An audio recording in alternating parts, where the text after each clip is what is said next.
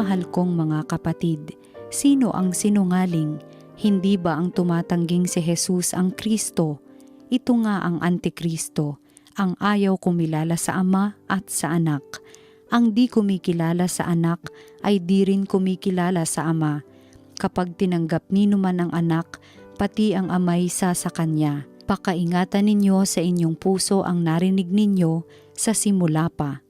Kung gawin ninyo ito, mananatili kayo sa Anak at sa Ama, at ito ang ipinangako sa atin ni Kristo, buhay na walang hanggan. Ang isinulat ko sa inyo ay tungkol sa mga nagnanasang magligaw sa inyo.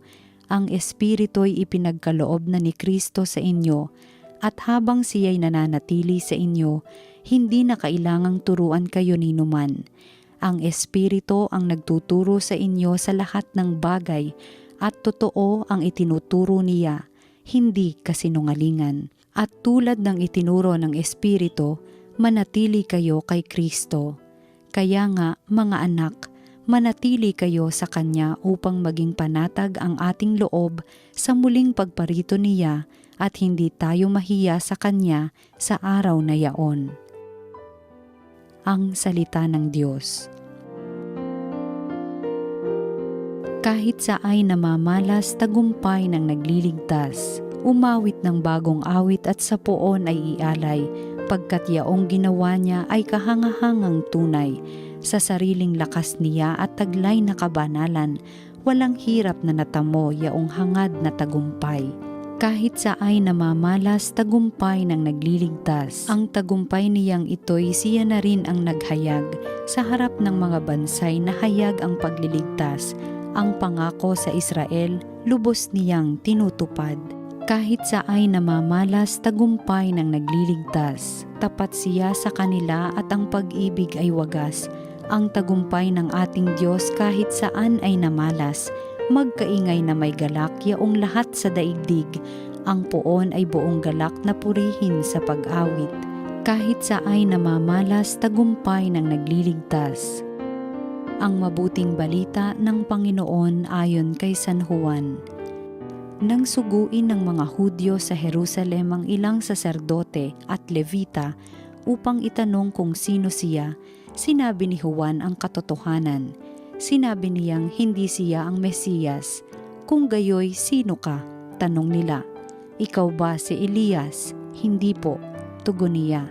Ikaw ba ang propetang hinihintay namin? Sumagot siya. Hindi po. Sino ka kung gayon? Tanong nila uli. Sabihin mo sa amin para masabi namin sa mga nagsugo sa amin, ano ang masasabi mo tungkol sa iyong sarili? Sumagot si Juan. Ako, ang tinig ng isang sumisigaw sa ilang. Tuwirin ninyo ang daraanan ng Panginoon. Ang propeta Isaías ang may sabi nito. Ang mga nagtanong ay sugo ng mga Pariseyo. Muli nilang tinanong si Juan, bakit ka nagbibinyag? Hindi pala naman ikaw ang Mesiyas, ni si Elias, ni ang propeta. Sumagot siya, ako'y nagbibinyag sa tubig, ngunit nasa gitna ninyo ang isang hindi ninyo nakikilala. Siya ang susunod sa akin.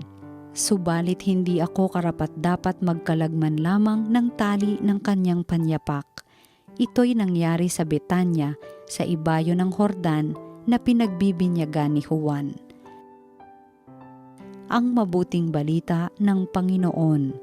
Pinupuri ka namin, Panginoong Hesukristo. Maligayang Pasko at mabiyayang bagong taon pa rin po ang bati ko sa inyo. Ngayon po ay ikalawang araw pa lamang ng bagong taon at panahon pa rin po ng Kapaskuhan. Sapagkat sana'y ating mapahalagahan na ang pagdiriwang ng Pasko ay hindi lamang ang pagdiriwang ng misteryo ng pagsilang sa ating Panginoong Hesukristo. Sa pag-alaala at paggunita natin sa Kanyang pagkakatawang tao, ang higit na malawak na misteryong ating ipinapahayag ay sa pagkakatawang tao ng Panginoong Hesukristo, siya'y isinilang at siya'y nagpakita.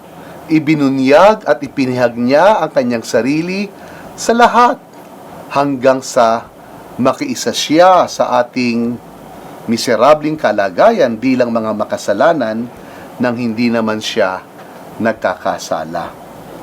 Kaya magandang balikan ang unti-unti na pagbubunyag ng misteryo ng pagliligtas ng ating Panginoon sa iba't iba at maraming mga pagdiriwang na nakaloob sa panahon ng Kapaskuhan. Una, sa kanyang pagsilang sa Bethlehem. Pangalawa, sa kanyang pagpapakita sa mga pastol, ayon na rin sa tagubilin ng mga anghel. Susunod dito, ang pagkakatatagpo sa kanya ng 3 mga pantas. At sa huli, ang kanyang pagbibinyag na dilibat pakikiisa niya sa ating makasalanang kalagayan kahit siya ay walang kasalanan. At sa misteryo na ito ng unti-unti na pagbubunyag at pagpapakilala ni Jesukristong nagkatawang tao sa atin, ang Diyos ay pumili at gumamit ng mga kasangkapan, mga tao, para ang kanyang anak ay maipakilala, maipahayag at madala sa mga tao. Unang-una na si Maria at si Jose. Sumunod ang anghel at ang mga pastol. Gayon din ang mga haring pantas. At sa ebanghelyo na ipinahayag sa araw na ito, si Juan Bautista ang naging bida. Sino po ba si Juan Bautista? Si Juan Bautista, inamin niya, siya ay hindi karapat-dapat na maging tagapanguna ng Panginoon. Ngunit sa kabila ng pag-amin niya ng kanyang kahinaan, ay siya ang nagpahayag ng mabuting balita ng binyag, ng pagsisisi sa kasalanan at pagbabagong buhay upang maihanda ang daraanan ng Panginoong Hesus. Tagapanguna nga siya at marami ang sa kanya ay nakinig, sumunod at naniwala, kaya sila ay nagpabinyag. Sa diwa ng Kapaskuhan na patuloy nating pinagdiriwang, palagay ko'y marapat lamang na tayo ay magpasalamat sa Diyos, siyempre, at magpasalamat sa mga tao na naging kanyang kasangkapan upang makilala natin ang Panginoong Hesukristo. At sino-sino ba ang mga tao na ito? Unang-una ang ating mga magulang, gayon din ang ating mga ninong at ninang, ang mga lolo, lola, tiyo, tiya, iba pa mga kamag-anak, mga katikista, mga kaibigan, lingkod ng simbahan at ibang mga tao na pare-pareho naging daan upang tayo ay mapalapit sa ating Panginoong Hesukristo. Napapaisip ako, hindi kaya ito ang isang malalim na kahulugan ng pamamasko? Kaya tayo dumadalaw sa kanila ay para magpasalamat dahil tayo'y kanilang pinapaskuhang minsan at tuloy-tuloy, at ang papaskong iyon ay ang pag-aaginaldo sa atin ng biyaya ng pananampalataya kay Jesus. Gayun din naman, tayo ay hindi lang magpasalamat sa kanila, kundi tayo man ay magtalaga din ng sarili upang maging kasangkapan ng ating Panginoon para siya ay makilala ng maraming mga tao sa ating buhay. Ito naman ang naisip kong pinakamagandang papasko na ating maibibigay, na si Jesus ay makilala ng ibang mga tao at magkaroon sila ng malalim na pakikipag-ugnayan sa kanila. Ang biyaya na ating tinanggap ng walang bayad ay biyaya din na ating malugod na ibabahagi sa iba o sa lahat ng wala ring bayad. Tayo ay kumapit, manatiling nananampalataya sa mga turong ating tinanggap tungkol sa Panginoon.